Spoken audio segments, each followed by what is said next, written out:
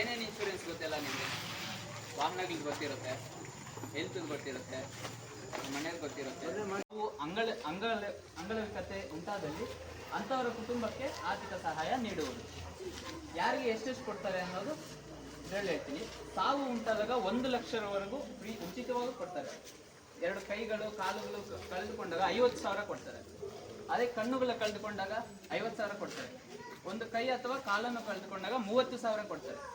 1 ಕಣ್ಣು ಕಳೆದುಕೊಂಡಾಗ 30,000 ಕೊಡ್ತಾರೆ. ರೈತ ಸಂಜೀವಿನಿ ವಿಮಾ ಯೋಜನೆ ಪರಿಹಾರ ಧನಕ್ಕೆ 15ರಿಂದ 60 ವರ್ಷದೊಳಗಿನ ರೈತರಾಗಿರಬೇಕು ಹಾಕೋರು.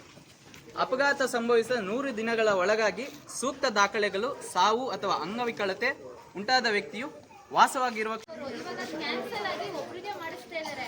ನೀವು ಅದಕ್ಕೂ ಒಂದು ಕಾರಣ ಇರುತ್ತೆ, ದುಡ್ಡು ಬರ್ತಾ ಇರೋದು. ನೀವು ರೈತ ಸಂಪರ್ಕ ಕೇಂದ್ರಕ್ಕೆ ಹೋಗಿ ಅದನ್ನ ಚೇಂಜ್ ಮಾಡಿಸ್ಬೇಕಾಗುತ್ತೆ. ಇವಾಗಲೇ ಏನೇ ಸಬ್ಮಿಟ್ ಮಾಡ್ಬೇಕು, ಡಾಕ್ಯುಮೆಂಟ್ಸ್, ಅವ್ರ ಡೆತ್ ಸರ್ಟಿಫಿಕೇಟ್ ಆಗಲಿ, ಹ್ಯಾಂಡಿಕ್ಯಾಪ್ ಸರ್ಟಿಫಿಕೇಟ್ ಆಗಲಿ, ಡಾಮಿಸೈಲ್ ಸರ್ಟಿಫಿಕೇಟ್ ಆಗಲಿ, ಪಾಸ್ಪೋರ್ಟ್ ಸೈಜು, ಮತ್ತೆ ಪ್ರೂಫ್ಸು, ಅವರು ಸತ್ತಿದ್ದಾರೆ, ಹೆಂಗ್ ಸತ್ತಿದ್ದಾರೆ ಅನ್ನೋದೆಲ್ಲ ಸೇರಿ ಸಬ್ಮಿಟ್ ಮಾಡಿದ್ರೆ, ಮತ್ತೆ ಅವರೆಲ್ಲ ಮೀಟಿಂಗ್ ಮಾಡಿ ಕಮಿಟಿ ಮಾಡಿ ಅದೆಲ್ಲ ಕರೆಕ್ಟ್ ಆಗಿದ್ರೆ ಅದೇ ಪರಿಶೀಲಿಸಿ ನಿಮಗೆ ಮತ್ತೆ ಫ್ರೀ ಆಗಿ ಕೊಡ್ತಾರೆ. ಯಾವುದೇ ಇದು ನಿಮಗೆ ಇದು ಪ್ರೀಮಿಯಂ ಕಟ್ಸ್ಕೊಳ್ಳಲ್ಲ.